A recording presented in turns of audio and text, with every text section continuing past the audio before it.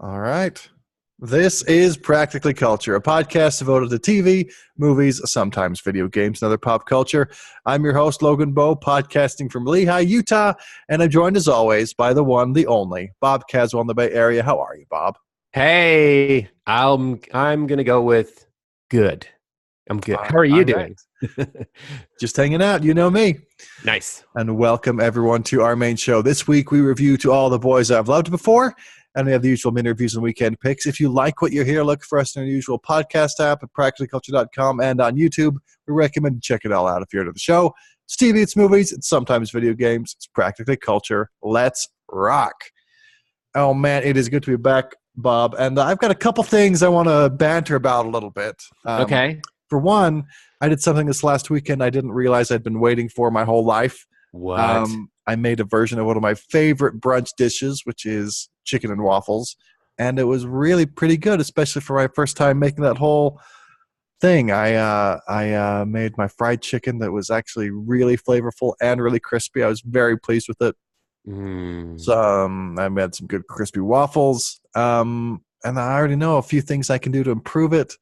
I was just really pleased with that. Definitely better than any chicken and waffles I've gotten in Utah. And I'd be pleased if I got it at a restaurant back in New York. Nice. So are you going to add it to the rotation, or are you still going to use it as a special occasion dish? Or not that Sunday brunch is intrinsically a special occasion, but you know what I mean? Chicken and waffles, that's probably something that you wouldn't make on a Wednesday particularly, but maybe you would.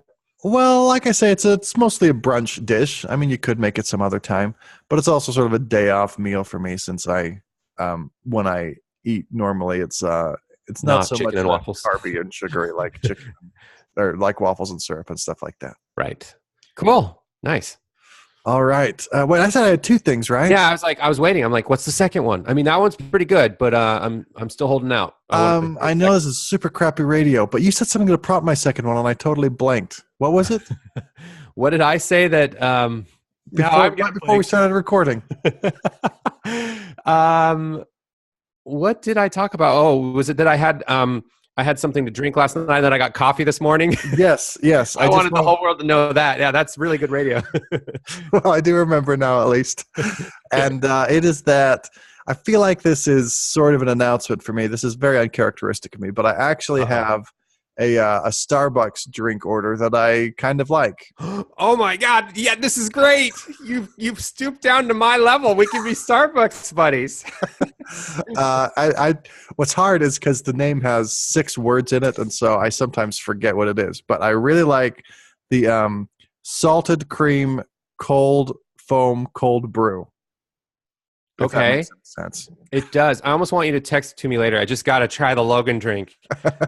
But mine might take more words because I get the sugar-free cinnamon dolce latte, but with regular whip and 2% milk. I see. Yeah, I don't have special instructions about it like that. But Okay. it's not too much sugar because it's mostly just cold brew and salted cream, but I think they sweeten it a little bit, so it's mostly a day off drink too. But at least it's one I look forward to when I go. I want to just try the salted cream thing. That's cool. I think a salted cream is fantastic. That's what I like about it. Nice. Anyway, all right. Ready to get to this? Yeah, let's do it. To All the Boys I've Loved Before. A teenage girl's secret love letters are exposed, and it wreaks havoc on her love life. That's fair. Ooh. Yep. Starring Lana Condor and Noah Centineo. Directed by Susan Johnson, written by Sofia Alvarez, based on the novel by Jenny Han. And I looked a little bit at what the writer and director have done before, and I didn't really recognize much of it. So that it seems like they're fairly new to feature-length projects. Mm-hmm. Anyway, hit us with the mini review, Bob. All right, here goes To All the Boys I've Loved Before. Cute adolescent romance story that had some interesting things to say that I can't remember. Everything was fine on the one hand, but on the other hand, I was kind of bored by it all. 3 out of 5 stars. Sure. Yeah, what do you think? All right. Here's my mini review. Pretty typical of what I expect for YA movies in the way that seems so dramatic for teenagers and so low stakes for everyone else. But there's legitimate charm and sweetness. As for me, 3 out of 5. Okay. All right. Hey, look at that. We're on the same page. on a 3 out of 5 movie. I would have to go back pretty far to find the one that's exactly like that. Usually these are the most boring for podcasts, but let's try to make it interesting. All right, get our top hats and do some tap dancing, maybe. Mm-hmm. Well, so what's to like? We can start there. Sure. I mean, I had heard some mixed things about Lana Condor. Some people liked her as the teenage girl lead, and some people didn't like her as much. She plays the main character, but when I finally sat down and watched it, I liked her actually. I thought she sparkled and she charmed us, and she was fun to watch and spend time with for a teenage girl. Yeah, I mean, she did play a little bit of a stereotype, but she played it well. You know, she has the I'm not the popular girl. I'm the one who thinks I'm not hot, but is just as attractive as any of the others. Like I'm the background girl. I mean, she acts almost in the beginning as if like she has acne all over her face or something, when in fact, you know, she's a beautiful young woman and she can hold her own just fine. But the movie makes it seem like she's positioned as this underdog that nobody would pay attention to, which wasn't super believable, but sure, fine, whatever. Yeah, well, I mean, I feel like I'm not a connoisseur of the YA movies, but I feel like there's this archetype of being like an 80th percentile popular girl wishing she could get boys that were like 90th percentile popular. Fair enough. That's a good way of framing it. Yeah. Even in the setting of the show. I mean, obviously she's like a movie star, so she's in real life would be probably a lot more attractive than most everyone. But that's what we're going for. That's the trope that the YA is trying to do. She's got like this pretty but slightly not fitting in vibe that yeah, is just like a very common, to my understanding, YA sort of awkward. No, not. I don't want to say awkward. I was going to say awkward because it's not awkward like in 8th grade where it plays up how someone really doesn't fit in that seems more true to life. Yeah. 8th grade, even though I haven't seen it, seems like it's getting that theme or those beats a lot more. It's portraying them a lot more accurately. Where here we're kind of in caricature land because it's beautiful people complaining about how they're not as beautiful as other people, and it's like, okay, that works too. But that seems kind of what YA stuff is a lot. Not always, but a lot. Yeah. I also really liked Noah Centineo's character, who, I mean, I don't think this gets super spoilable, but he's the one where they have this contract to be fake boyfriend and girlfriend because they're trying to throw other people off the scent of who they really like. Yeah.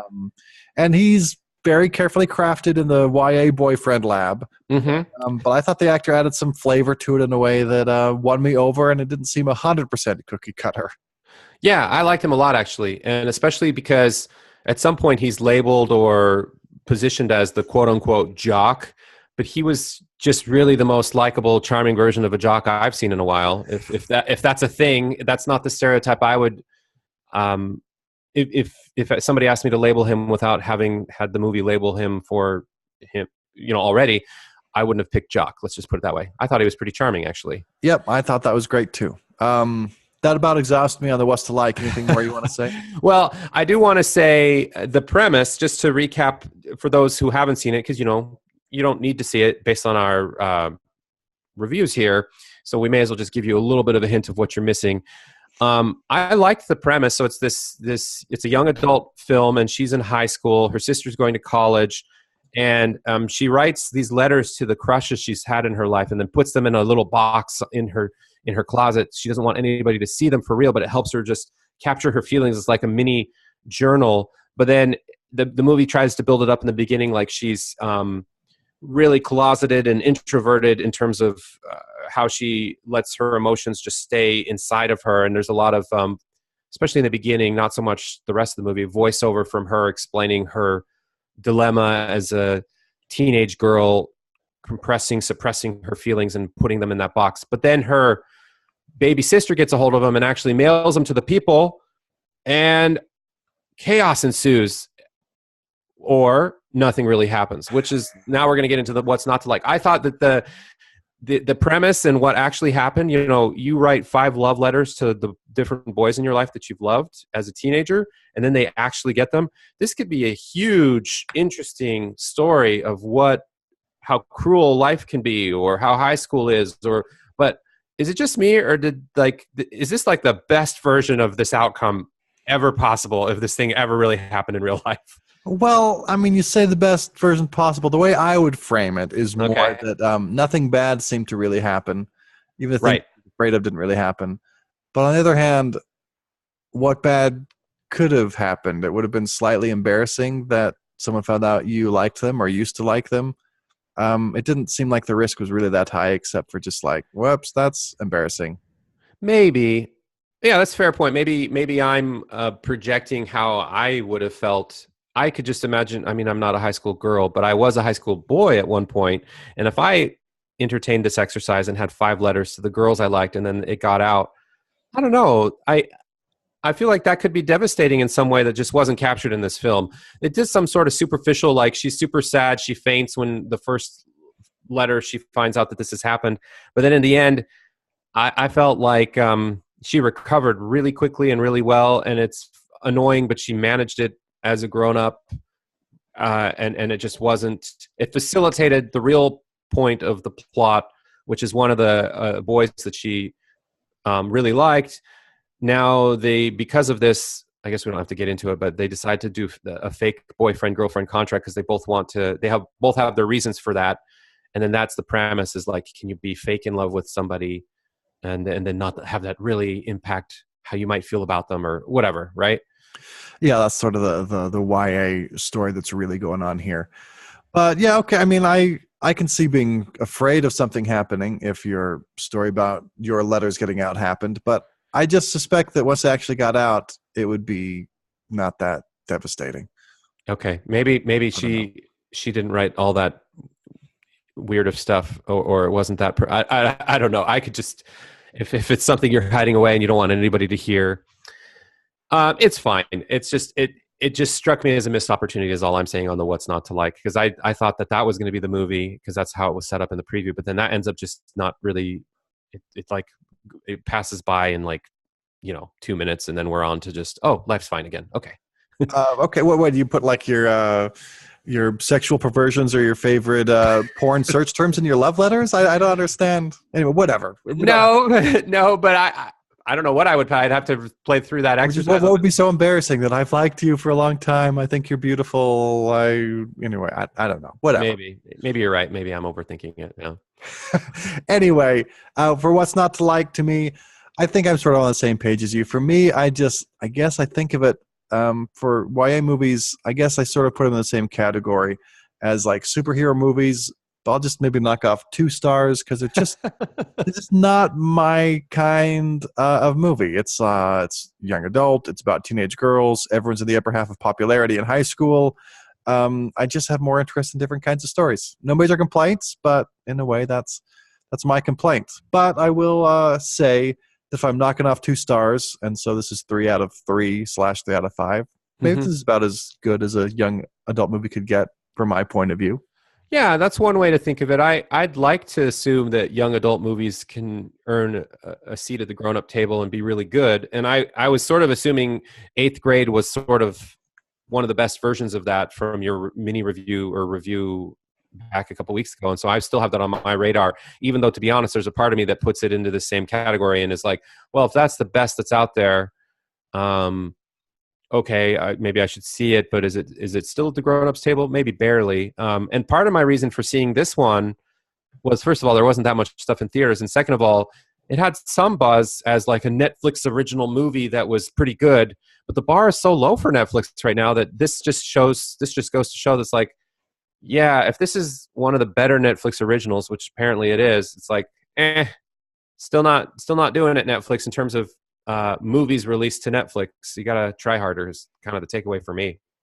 So my response to 2 of the things you said was, I mean, maybe there's a categorization that can include 8th Grade in the young adult movie, but I guess this seems like either the category of young adult or the subcategory of it, where it's just about what would seem dramatic for a high school girl, and even though it's not that dramatic, and I'm sure I'm unfairly constraining young adult movies, but 8th Grade feels like a lot different kind of movie, even though it's about a teenage girl. Interesting. Okay. Second thing, I want to visit a little bit what you're saying about Netflix originals and the standards there. I guess this is, I mean, it's like an hour and 40 minutes or something like that. And it's like a movie. It's not like a TV show. But I did note that it felt a lot more like watching a long episode of a TV show than a movie. Interesting. Maybe it's partly because I was definitely watching it at home. I definitely didn't go to the theater because as a Netflix show, but it felt like a TV show, just a long one. And I love TV, but in a way that is a complaint, I guess, or a criticism, because movies and TV shows aren't exactly the same, even though they're similar in a lot of ways. You make movies a little bit differently and take advantage of the format in a little bit different ways, I think, and they didn't really do that. No, it felt pretty long for not much happening, and almost like maybe it would have been better if they just made it like a mini series that's like 6 20-minute episodes or something, slightly longer than it is as a movie, but slightly more digestible in these tidbits. I mean, that's, I guess, philosophical exercise as much as anything, but I tend to agree. I was a little bored by it. I watched it in 2 sittings, to be honest, because the first half, I just didn't feel like it was the story I thought it was going to be, and then it was going a direction that I was like, oh, this is what they're doing. I guess that's fine. And then I checked the clock, and I'm like, I've only seen 45 minutes of it. There's an hour left. What's going to happen? And then I finished the hour, in a second viewing, and I was like, that's exactly what I thought it would be. And it was an hour of that. And I don't know. It could have either been a bit shorter and I wouldn't have complained, or maybe a bit longer, but broken up with more interesting things. But it was neither of those things. It was this movie that felt like a TV show. I'm agreeing with you. Yeah, I maybe the cinematography is one of the things that I was thinking of mostly. It was just very, by the book, and they weren't trying to capture anything unique with the cinematography, and probably other aspects of had I been really paying close attention to stuff like that. But So yeah, it didn't feel like something. It felt like, what I'm trying to say is, it felt like it would be even worse if I paid money to see that in a theater. Well, at least we didn't do that. I will say, just to hop over to the What's to Like column briefly, I did like John Corbett. I think he's a good actor, and I like seeing him in movies and TV shows. Sure. My Big Fat Greek Wedding, Sex and the City. He's an endearing face. Whenever I see John Corbett, I'm like, oh, John Corbett, I want to hang out with you. You're cool. Fair enough. Fair enough. Anyway, we ended up talking about this movie for a while. I don't have anything more to say. Do you? Nope, not at all. All right, not recommended. Moving on. Okay, let's get to mini reviews. Bob, do you have a mini review for us? I do. We didn't talk about this before. I've got 2, actually. Okay. Let me start with Ozark, another Netflix original, but this one is a TV show. Captivating storytelling with good pacing and fully realized characters, even in the supporting roles. Sometimes intense, sometimes lingeringly introspective, some pretty heavy themes, not for the faint of heart. 4 out of 5. I had a lot of things I wanted to compress into that mini review. Didn't feel that compressed, though. I like this show. This is a solid drama, and the easiest way for me to describe it is I get the same feeling out of it that I got when I watched Breaking Bad. So we're in a post Breaking Bad world, but it feels like the closest thing to that type of show that we've seen in a while, at least for me. Maybe there's other stuff that you could, remind me of, but this is all about Jason Bateman. He directs a lot of the episodes. He's the lead in it. I think he's producing it. He's really brought together everyone to make this thing happen.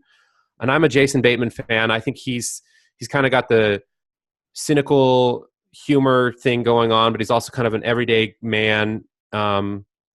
He does good in dramatic roles, but I wasn't sure if he would pull off like a whole TV show around him well, I should just give you the premise a little bit. His day job is like he's an accountant and he has a family, but he's actually really working for a drug cartel and cooking their books for them.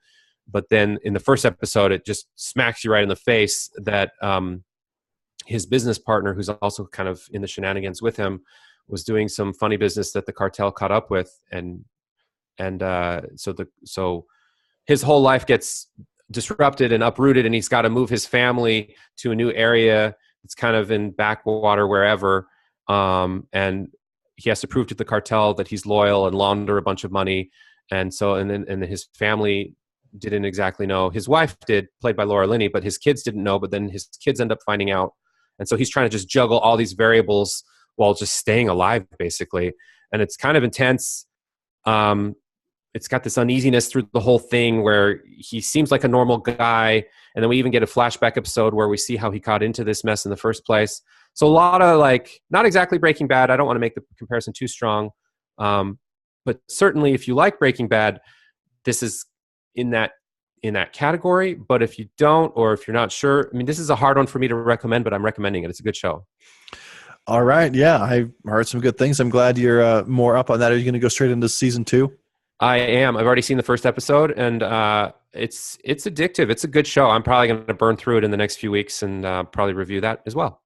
Excellent. That's good reason for me to get up on it too. Cool. I have a mini review for us. All right. Silicon Valley season 5. It's time. Okay, I'm ready. Sure, the story can get a little lofty and unrealistic, but there are enough moments and scenes of pure brilliance that it's always worth it to keep watching. 4 out of 5. Okay, so 4 out of 5. Is that consistent from the other seasons, or is this a better season than most, or not? I think it's maybe about the same. There might have been a season or two I gave 4.5, but I think it's usually a 4 out of 5 in that realm, within a half star at least for me. I think it's a good show. There are some people who like it even more than I like it. To always talk about it as one of, if not the best comedy on TV, and I think that's going a little far. But I am always really glad when I watch a season of Silicon Valley, and it's the same crazy show as always. They've got a few Silicon Valley culture references, a ton of crude humor with occasional bouts of brilliant highbrow satire. And those are the ones that I love the most. And I think I mentioned a bit last week, or maybe it was on the spoiler cast. It probably wasn't the spoiler cast, just briefly. But there's one episode, there's a gay Christian who hides that fact from Richard. Or no, he doesn't. He tells Richard, but Richard wants to work with him, and Richard ends up letting it slip out. And not that he's gay, but that he's Christian in Silicon Valley, and that's just a million times more dangerous. And people do withdraw from, like, whoa, you're a Christian? I don't know if we want to work with that guy. And it's this whole dramatic thing, and it really is hilarious. So yeah, they always have a few things like that every season that I'm so glad I was able to see the setup and payoff for. And I like it. I was really glad to watch it. I think you should get back into it, even though I know you have some complaints with it not being as Silicon Valley as it wants to be, but I think it's always good. I think I need to jump back in. It was always fine. Yeah, it's just I would get annoyed when it wasn't on. But then you're right, though. There would be some episodes where you're like, that is some of the most brilliant TV I've seen in a while. And so if there's more of that, then it's probably worth whatever lulls for me. But that's cool. I'm glad you liked it. All right. Do you have another for us? Yeah, I got one more. I just want to review quickly Demetri Martin, The Overthinker, another comedy special, Logan. Here we go. A nice mix of smart, witty, and quirky observational humor. It was all nice and pleasant about those little things in life, but not particularly insightful or funny enough to be that memorable. It's a 3.5 out of 5 stars. Okay. I could just recommend this and lean in and say you should see it. And Demetri Martin is funny, and he is. He's kind of like a mini Seinfeld in a way.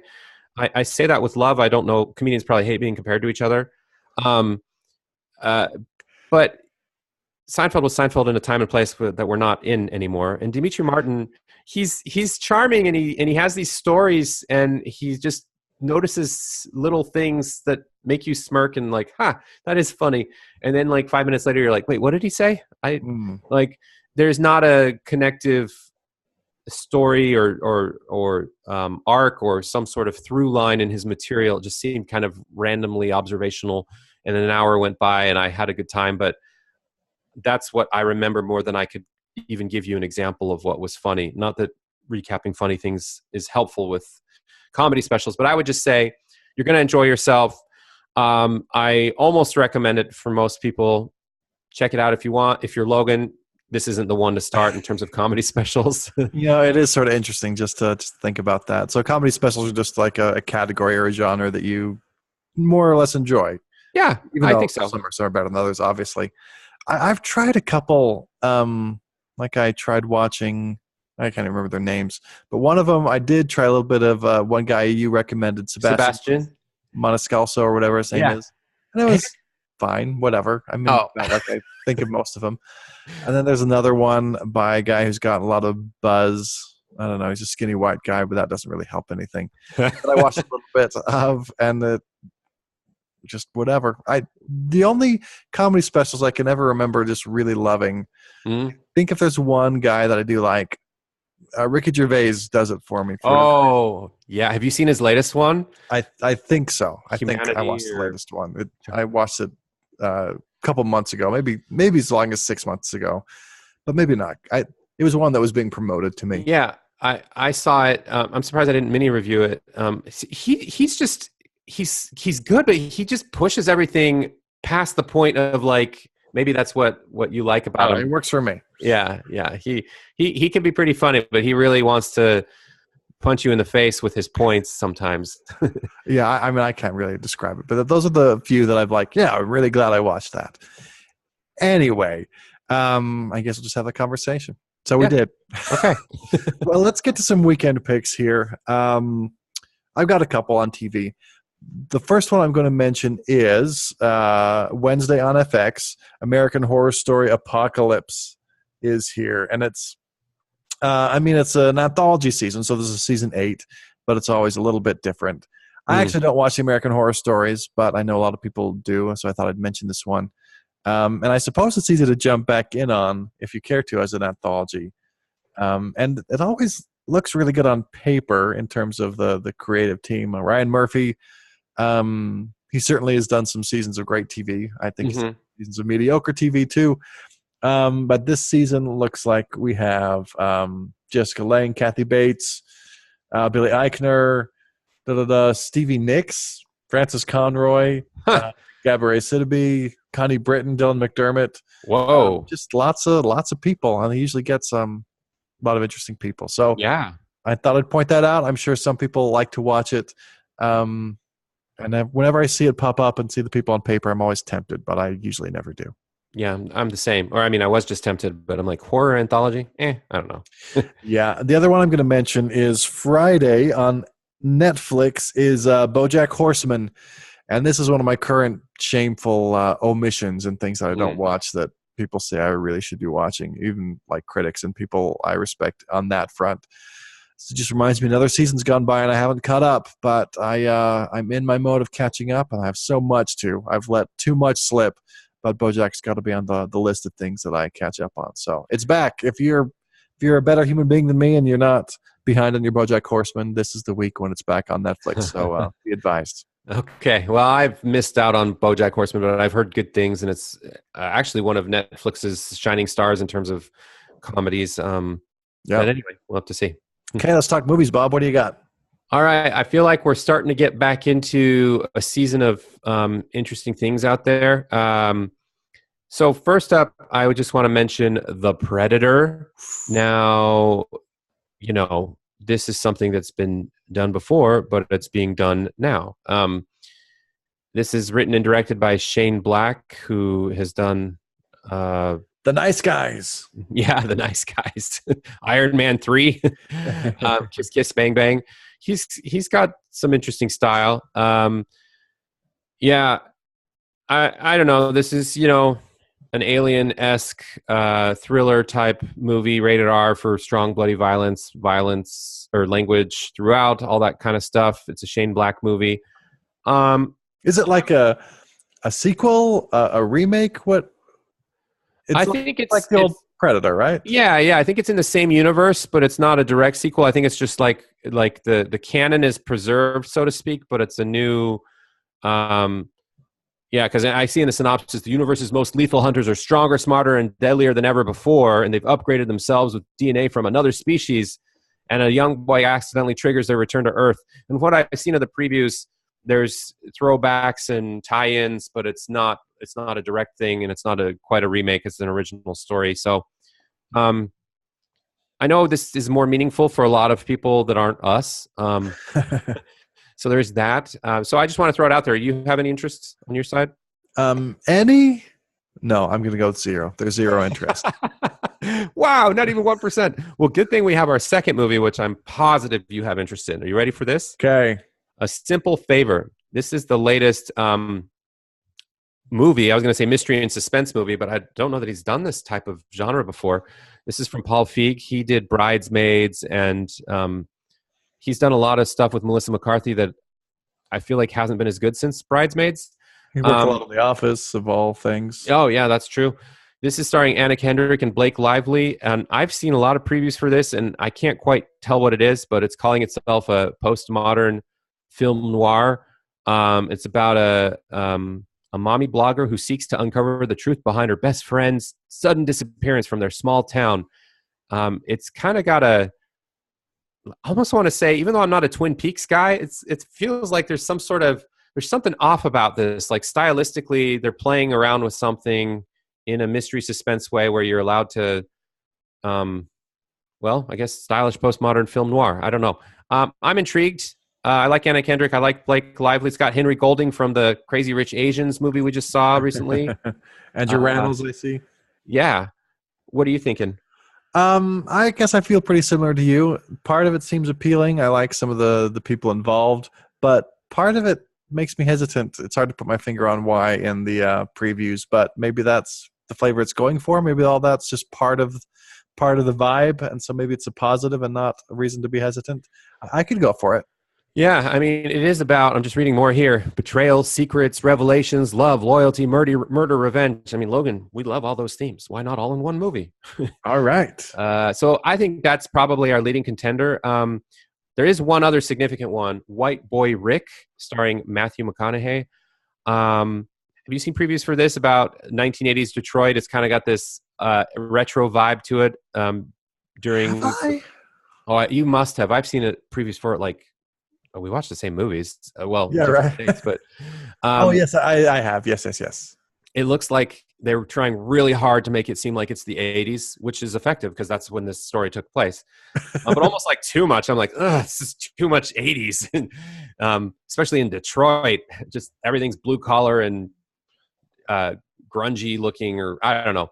But it's about a family, and the boy, it's based on a true story, and the boy ends up becoming a drug dealer and one of the youngest ever, and his dad isn't an upstanding citizen either, but is actually trying to help his son not take this too far. It's hard to describe, but it seems like it's almost an award season movie. It could be up for grabs for Oscar Beatty's type. Anyway, what do you think? Are you interested in this one? I mean, you're right that it could be good one to homework, cross off the list. It's probably a lot to it that's fine and interesting, but it isn't one of those where I'm just like grabbed in and like super excited by the trailer, even though I probably would enjoy it. So I guess sort of on the fence about all of these. Yeah, I'm thinking that whatever it was called, A Simple Favor is probably the leading contender for us. So we'll leave it at that. Maybe A Simple Favor, maybe something else. But those are the movies. Well, I just wanted to throw one in. Not that I've thought about this or know anything about it, but since I brought up the list while we were talking about it, I don't even know if we can see this where we are. I think it's the same one I'm thinking of. Go ahead. But Lizzie, any movie with Kristen Stewart and Chloe Sevigny, I want to see that movie. Yeah. Any movie with those two probably feels like it's showing in 3 theaters, but we'll see it if it's in any theater close to us. Sure. Yeah. Anyway, I just thought I'd throw that out there. Cool. So likely to be A Simple Favor. Yeah. Yeah, I think so. All right. Well, there it is. It's TV, it's movies, it's Practical Culture. There's some picks for you. Go forth and watch. And that is this week's episode of Practical Culture. Join us next week as we review probably A Simple Favor, but we're not 100% sure. And we have the usual mini reviews and weekend picks. You can find more from us at practicalculture.com and in your favorite podcast app and on YouTube. Like us on Facebook. Follow us on Twitter. I'm at Logan Bo. Bob's at Bob Caswell. Send us a message. Ask us a question. Let us know how you like the show. Get out there and watch some TV and movies, people. Play some video games. It's good for you. Thanks for rocking with us. Have a good one.